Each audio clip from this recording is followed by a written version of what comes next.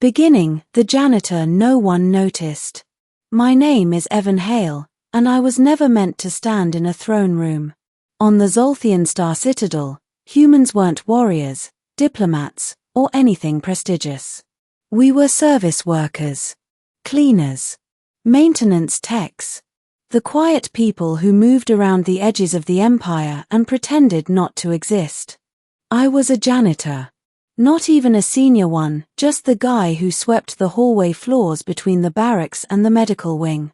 But that was before the day the entire palace fell apart. Before the day the imperial heir wouldn't stop crying. Before the day I became the only one who could soothe her. It started like any other shift. I pushed my anti-grave broom down the corridor humming an old earth tune, something my grandmother used to hum while cleaning the kitchen. A melody without words, soft and steady. Most Zolthians didn't notice me. When they did, they kept their distance. Humans were small, fragile, unimpressive to them. We couldn't lift anti-grave armor with one hand or roar loud enough to shake banners from the ceiling. We couldn't bend steel with our fingers or breathe thin atmosphere air without coughing. But we could blend in. That's what I was doing when the alarms rang. A high-pitched chime shook the entire citadel. Doors sealed. Armored warriors sprinted down the hallway. A squad captain nearly knocked me over as she shoved past. "What's happening?" I asked, clutching the broom. She didn't answer. No one answered. Then a medic grabbed my shoulder. "Janitor, hallway closed. Evacuate immediately." "Why?" "What's?" "Just go." But I didn't get far. The emergency doors slammed shut behind me with a metallic thud, trapping me inside the royal wing. Great. Locked in the most dangerous place in the empire during a panic. Typical Evan luck. Then I heard it. A sound that would become unforgettable. A baby's cry, except not human. Shrill. Multitonal. Like crystal vibrating until it splinters. The sound was pure distress. Pain. Terror. It echoed through the corridor, shaking dust from the ceiling. And I followed it. Because what else could I do? The doors were sealed. No one came back. I just walked toward the noise, broom still in hand, grandmother's tune still on my tongue. The crying grew louder. I reached the door of the imperial nursery, a place no human was ever permitted to enter, guarded by two elite warriors, both slumped against the wall, unconscious. That scared me. Zolthian warriors were legendary. Genetically refined. Immune to nearly everything. Seeing two of them knocked out sent a chill through my spine. I stepped over them, pushed open the heavy door, and entered. Inside was chaos, medics shouting in guttural Zolthian dialect, nurses scrambling, machines flashing crimson warnings, attendants kneeling with bowed heads as if bracing for death. And at the center was her. The Empress. Queen Mother Serelith Vorakal, ruler of 36 systems. Tall. Silver-armored. Eyes glowing faintly violet. Her presence alone filled the room like a thunderstorm about to break. And in her arms, swaddled in shimmering cloth, was the crying baby. The heir primus. The most important infant in the empire. The child that could one day unite 100 worlds, if she didn't cry herself into a shock-induced neural collapse first. The Empress snapped her head toward me like a predator scenting prey. "Human. Why are you here?" I froze. I was locked in when the doors sealed, Your Majesty. "Leave," she growled. But I couldn't move. The baby's scream pierced the air, cracking through my skull like lightning. Everyone in the room winced or held their ears. Everyone, except me. Humans weren't built to sense Zolthian frequencies. What shattered their nerves barely buzzed to us. The child's cry tugged at my heart instead of my brain.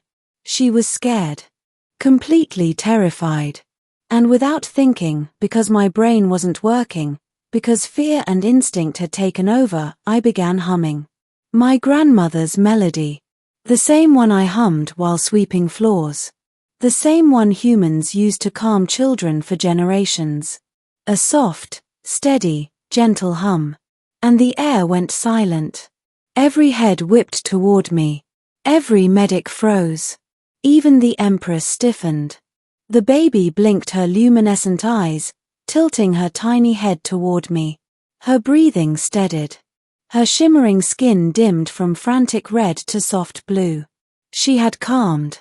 Because of a human janitor. The Empress stared at me like I had shattered the sky. "What?" she whispered. "Did you just do?" I swallowed hard. I hummed. The Empress stepped forward, towering above me. Again. I hummed. The baby cooed. The entire room erupted, but not with noise. With silence. Stunned, disbelieving silence. Then the Empress spoke. "Human, you are not to leave my sight." And that was the moment my life changed forever. Middle, the human who saved an empire. I became something like a caretaker. Not officially. The empire would never admit a janitor had become essential to royal stability. But unofficially, very unofficially, I was always close enough to be summoned. The air cried. They called me. The nursery staff panicked. They called me. The Empress grew restless. They definitely called me. I didn't know why my humming worked. Zolthian medicine was baffled. Their science teams ran tests. Their sound engineers analyzed my voice. Their warriors sniffed me like I carried a secret pheromone. Their shamans tried to sense the ancestral memory of my grandmother's tune. They couldn't figure it out. But I didn't need to understand it. I just needed to keep the baby calm. And I loved it. The heir, Seralia, was adorable. Tiny violet horns. Soft iridescent skin. Small hands that glowed when she was happy. She giggled when I hummed faster and fell asleep when I hummed slower. Even Zolthian warriors, known for being stoic, would peek around corners to see the miraculous sight. A human. Comforting their future empress. Word spread. Some people accepted it. Many didn't. One day, a group of nobles confronted me in a side hall.